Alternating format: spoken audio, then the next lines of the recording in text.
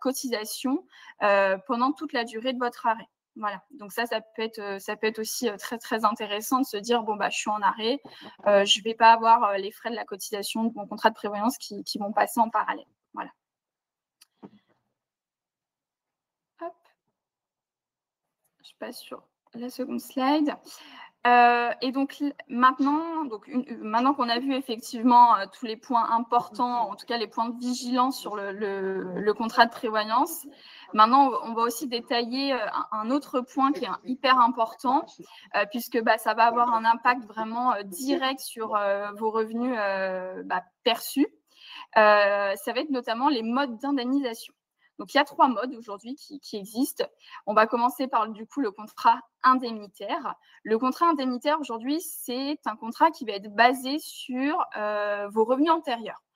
Pour faire simple, globalement, on va prendre en compte les 3 dernières années de revenus. Voilà. Donc, ce contrat-là, il est idéal, je dirais, pour effectivement tous les indépendants qui ont un revenu globalement stable. Et qui peuvent effectivement justifier d'un certain niveau de revenu. Voilà. Donc, l'idée du contrat de prévoyance, c'est de se dire, bon, voilà, j'ai une moyenne de revenus sur ces 3 dernières années qui est de 30 000 €. Bon, j'assure ces fameux 30 000 €, voilà, qui viendront forcément en complément du régime obligatoire. Voilà. Autre mode d'indemnisation qui va être le contrat forfaitaire. Ce contrat forfaitaire, lui, il est plutôt préconisé, je dirais, pour les créateurs d'entreprises ou les structures qui ont des revenus irréguliers. Voilà. Typiquement, pour vous donner l'exemple très concret de la semaine dernière, j'ai eu une cliente au téléphone qui est photographe de mariage. Donc, automatiquement, sur la période d'avril, mai jusque, je dirais, septembre, octobre, elle a un pic d'activité qui est énorme. Par contre, pour le reste de l'année, c'est complètement creux pour elle. Donc, forcément, on est plutôt parti sur un contrat forfaitaire. Et l'idée, justement, c'est de se dire, en fait, quand je mets en place mon contrat, je prédéfinis déjà le montant que je vais percevoir. Typiquement, si j'ai besoin de 2 000 € par mois, j'assure 2 000 € par mois. Et quoi qu'il arrive, j'aurai ce que j'ai prévu au contrat, tout simplement. Et ensuite, on a un autre mode d'indemnisation qui est du coup le forfaitaire avec une déduction du RO, où je dirais que c'est un petit mélange des deux. C'est-à-dire que voilà, on fixe le montant au contrat, donc ça reste un contrat forfaitaire. Par contre, effectivement, ça vient s'ajuster en fonction de ce que vous pouvez finalement percevoir un petit peu du régime obligatoire. Voilà. J'espère que tout ça, c'est assez clair pour vous. Donc, finalement, l'idée aujourd'hui du contrat de prévoyance, c'est que ce n'est pas un contrat qui, en tout cas pour les auto-entrepreneurs, qui coûte forcément, qui a un coût forcément excessif. Donc, c'est super important de le mettre en place. Très important, effectivement. En fait, ce serait vraiment une bêtise finalement de ne pas mettre en place ce type de contrat. Voilà, il y a vraiment énormément de risques et voilà, je ne sais pas si toi, Joachim, tu veux rajouter des choses pour clôturer notre session, puis après on passera voilà, aux questions, aux différentes questions.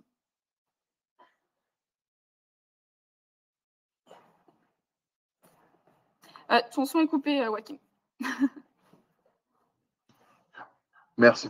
Oui, ce que tu dis, Alexandra, et tu as tout à fait raison, c'est un point sur lequel on insiste beaucoup, des fois peut-être de manière maladroite, mais ça reste tout à fait vrai. Aujourd'hui, lorsque vous avez décidé de vous lancer en tant qu'indépendant, d'avancer sur un projet, c'est parce que vous en avez les capacités et que voilà, vous avez décidé que c'était la meilleure solution pour vous. Et dans cette optique-là, l'outil le plus important d'un chef d'entreprise, d'un entrepreneur, d'un indépendant, c'est soi-même. Et c'est votre santé.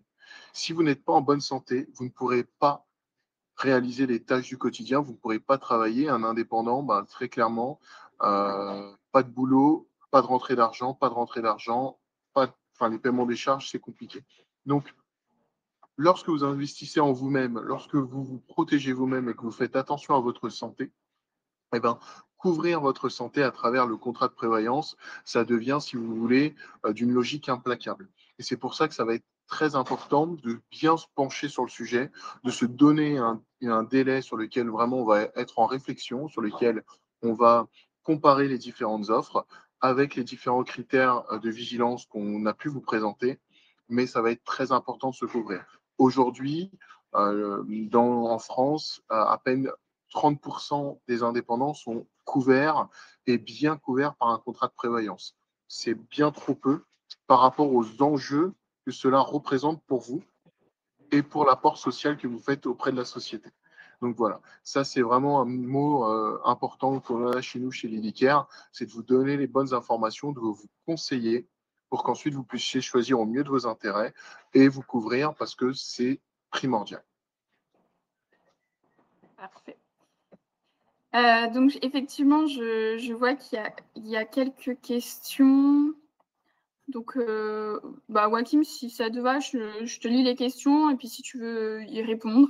Bien sûr, allons-y. Donc, nous avons Nadine qui demande comment la couverture elle évolue lorsque l'activité indépendante débute proche de la retraite. Alors, la couverture, en fonction du régime dans lequel vous allez être, hein, très classiquement, on connaît la sécurité sociale des indépendants ex-RSI, elle va être calculée par rapport à un ratio, d'accord, et par rapport à ce qu'on appelle la moyenne de vos précédentes années de, euh, comment dire, par rapport à vos précédentes années de travail d'activité, d'accord. Donc, si vous venez de débuter, d'accord, vous avez ce qu'on appelle le minima qui est calculé et qui vous est offert. Et ensuite, voir la différence entre combien vous avez besoin de revenus et combien va vous donner le régime social. Ensuite, l'évolution, elle s'effectue par ce qu'on appelle le PASS, le plafond annuel de la sécurité sociale. Et donc, ce PASS qui évolue tous les ans vous permet finalement et permet à tous les régimes sociaux d'ajuster le montant des indemnisations qui sont pourvues par les régimes obligatoires. Parfait, merci. N'hésitez pas à poser vos questions directement dans l'onglet questions si vous en avez. Je vous en prie, Nazi. Voilà, n'hésitez pas à poser-nous toutes les questions que vous avez. Je pense qu'on va aussi en profiter justement pour vous redonner le contexte et vous présenter donc l'IDICARE. Pourquoi est-ce qu'on est partenaire de la FNAE? Bien évidemment parce qu'on a des atomes crochus sur l'importance de la couverture des indépendants et nous sommes un courtier indépendant. Basé sur Paris. Et donc, notre métier, c'est de vous faciliter la tâche et de vous offrir finalement un service sur mesure avec un travail personnalisé de recherche des meilleurs contrats sur le marché pour répondre à vos besoins. Lorsque vous vous rendez sur notre site Internet, vous avez un questionnaire assez court sur lequel vous allez nous expliquer votre activité et vos besoins d'assurance. À partir de là, Alexandra et moi et d'autres membres de nos équipes, nous allons rechercher sur le marché les meilleurs contrats par rapport à vos besoins et vous faire des préconisations. Ces préconisations-là sont personnalisées et justement vont vous permettre de comparer différentes offres.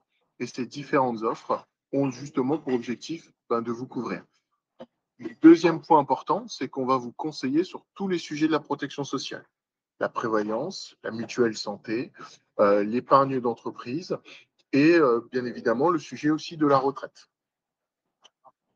On vous accompagne sur tous ces sujets-là de manière globale et surtout, on est des facilitateurs, c'est-à-dire que notre plateforme est 100% digitale afin que tout le processus avant l'adhésion, pendant l'adhésion soit simplifié, que vous soyez très autonome ou que vous ayez besoin d'un support et d'un soutien. Et là, notre service de gestion vient justement vous aider à faire toutes les tâches pour que vous puissiez rester à 100% concentré sur votre activité ou sur vos différents besoins.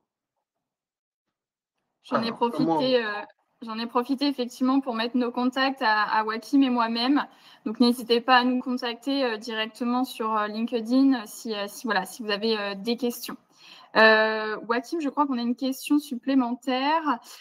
Les cotisations du contrat de prévoyance sont-elles proportionnelles à votre chiffre d'affaires? Alors, elles sont Les cotisations en fait du contrat de prévoyance, donc en réalité non, elles ne sont pas proportionnelles au chiffre d'affaires, puisque en fait elles vont vraiment varier en fonction finalement du montant que vous, comme je le disais au tout début, l'idée c'est vraiment d'évaluer le besoin réel. Donc aujourd'hui, le chiffre d'affaires n'est pas forcément votre besoin. Donc voilà, ça va dépendre vraiment du revenu qu'on va assurer au contrat. Ça va dépendre aussi du délai de franchise qu'on va décider de mettre au contrat. Ça va dépendre des options que vous allez souhaiter. Est-ce qu'on assure plus de capital d'essai ou non? Est-ce qu'on met de la rente conjointe, de la rente éducation? Est-ce qu'on met l'option BADO, le psy? Donc non, c'est pas du tout lié au chiffre d'affaires, mais plutôt vraiment à ce que vous avez besoin aujourd'hui, votre besoin réel. Et voilà, de vous permettre, en cas d'arrêt de travail ou d'invalidité, de pouvoir maintenir un niveau de vie, en tout cas, qui vous permet d'assurer toutes vos charges. Donc Céline, comment avoir un échange plus personnalisé en vue de souscrire un contrat de prévoyance? Du coup, je pense que j'ai répondu à votre question. Donc, comme je disais, n'hésitez pas si vous avez besoin d'un peu plus de conseils à nous contacter, soit Joachim, soit moi-même, pardon. On sera ravis effectivement de pouvoir échanger avec vous et de répondre à toutes vos questions et de vous faire des propositions. Voilà.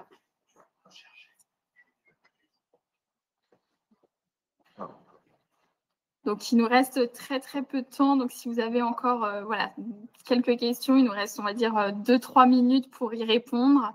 Et puis, si vous avez des questions un peu plus personnelles ou des choses à revoir, comme je disais, n'hésitez pas à nous contacter.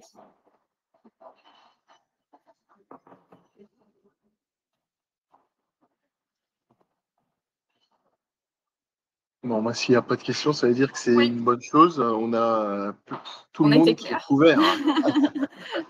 Tout le monde qui est couvert, donc ça, c'est plutôt bien. Et ça va être intéressant de voir. Après, il y a un autre point en relation avec ce que disait Alexandra aussi, c'est de bien évidemment, lorsqu'on a mis un contrat en place, lorsqu'on est déjà couvert, c'est déjà une bonne étape puisqu'on a mis le pied à l'étrier. Ensuite, il faut penser aussi à revoir son contrat en fonction des évolutions de sa vie professionnelle et sa vie de famille. Ça, c'est aussi important. Tous les ans, tous les 2 ans, tous les 3 ans, si votre activité a beaucoup évolué, d'ajuster votre contrat, ne serait-ce que les indemnités journalières, les capitaux d'essai, si vous avez désormais une famille aussi à protéger, des enfants à protéger particulièrement. D'accord? Donc ça, c'est aussi intéressant de toujours faire une veille d'information, ne serait-ce que sur les garanties et aussi sur le tarif du contrat que vous avez peut-être mis aujourd'hui en place. Et on est là aussi pour vous offrir des comparatifs. On a une dernière question. Est-ce que toutes les professions, même non reconnues, type médecine chinoise, peuvent être couvertes par un contrat de prévoyance? Alors oui, tout à fait. Ouais. Alors, pas toutes les professions, mais toutes les professions réglementées, voire certaines professions non réglementées. À partir du moment où vous avez pu vous couvrir auprès et vous inscrire donc auprès de l'URSSAF et auprès des différents organismes en France, on va effectivement nous rechercher et vous trouver une couverture. Après, il faut aussi s'en rendre compte, je pense que c'est ce que tu voulais dire, Alexandra, c'est qu'il y a des métiers assez particuliers pour lesquels l'offre de couverture n'est pas non plus pléthorique.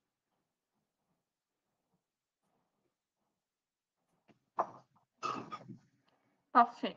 Bon. Très bien. Écoutez, comme je disais au tout début, si vous avez besoin effectivement de revoir ce webinaire, dans tous les cas, vous allez recevoir automatiquement, là, dès qu'on va clôturer la session, le replay automatique. Donc, n'hésitez pas à le revisionner. Et puis, n'hésitez pas à nous contacter. Céline, donc absolument, mais je ne suis pas sur les réseaux LinkedIn. Pas de souci. Dans ce cas-là, ce que je vais faire, c'est que je vais vous mettre mes coordonnées. Hop. Je vous les mets là tout de suite dans le chat.